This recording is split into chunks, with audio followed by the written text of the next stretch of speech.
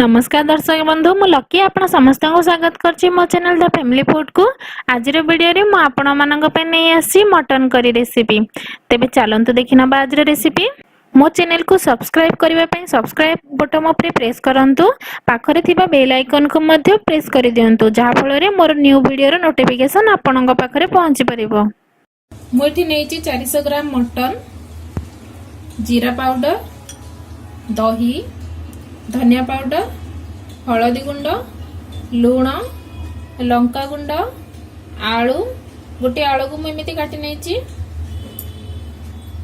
3टी पियाज, गोटे टमाटो, किछि धनिया पत्र, 5टी कंचा मरीच मुझे गोटा पकेबी, किछि पान महुरी, सुखिला लंका, दालचीनी, लवंग, अनासी फूल, अलैच, किछि गोलमरीच, जावित्री और अल्प चीनी। मुझे रिफाइन ऑयल नहीं, आपण एटी सोरिष तेल किंबा घी रे भी तैयारी करि परिबे। प्रथमे मटन को नबा, सेथिरे गोटे चम्मच जीरा पाउडर, गोटे चम्मच धनिया पाउडर, आधा चम्मच लुण, आधा चम्मच लंका गुंड, आधा चम्मच हलदी गुंड, गोटे कप दही सबको ऐड करी भल भाव मिक्स कर नबा। देखंतु मटन भल भाव मिक्स हो सारी, ताको आमे आधा घंटा फ्रिज भितर मैरिनेट होबा पई रखि नबा। मुठी मटन तरकारी तैयारी करबा पई प्रेशर कुकर नेछि। प्रेशर कुकर गरम हो सारिबा परे सेथिरु 4 रु 5 चम्मच ऑयल ऐड करि नबा। तेल गरम हो सारिबा परे सेथिरे आमे रखिथिबा चीनी को ऐड करि नबा। देखंतु चीनी गोल्डन ब्राउन कलर हो सारलाणी, सेथिरे आमे रखिथिबा सब सुखा मसाला को ऐड करि नबा।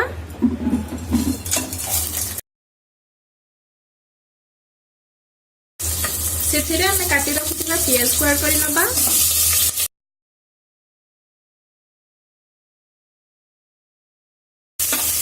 पियाज को गोल्डन ब्राउन कलर होबा जाए मीडियम फ्लेम में रखी भाजी नबा। पियाज रे गोटे चम्मच लूण ऐड करि नबा।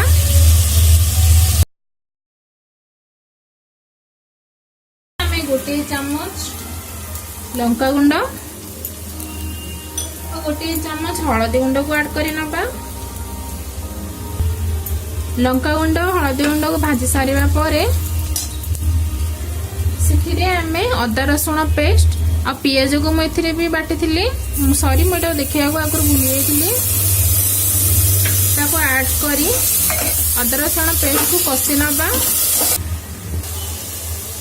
देखंतु मसाला भल भाव कसी सारिलाणी, सेथिरे आमे काटी रखिथिबा टमाटो को ऐड करि नबा। मटन रो मैरिनेशन पई मु सेठी दही ऐड करिथिली, सेति पई मु एठी अल्प टमाटो नैची। टमाटो भल भाव बॉइल हेबा जाए ताको आमे कसी नबा।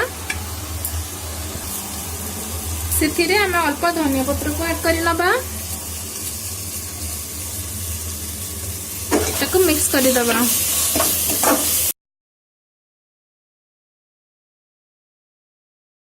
देखंतु अदा रसुण भल भाव कसी सारिलाणी,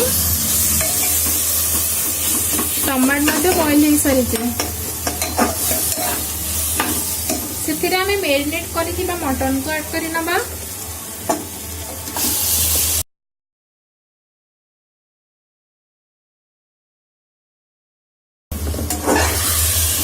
मटन को मसाला सहित भल भाव मिक्स करि दबा।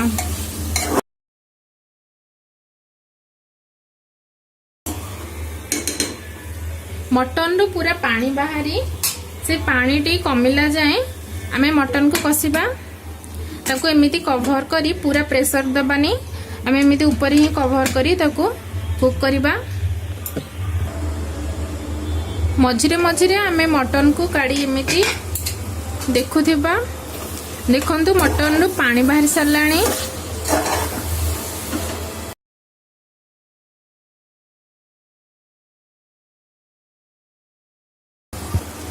ताको पुणी कवर करी नबा। देखंतु मटन जी पानी बाहरी थिला सब सुखी गलानी। और मटन भी भल भाव कषि सारा से आम गरम कर रखि पानी को ऐड करबा। आपन को जेती ग्रेवी दरकार सेती पानी देबे आपण। सेतिरे आम काटी रखि आलू को ऐड कर नबा। प्रेशर कुकर को कवर करी ताको आम 3 ରୁ 4 टी हुइसिल आसीबा को दबा।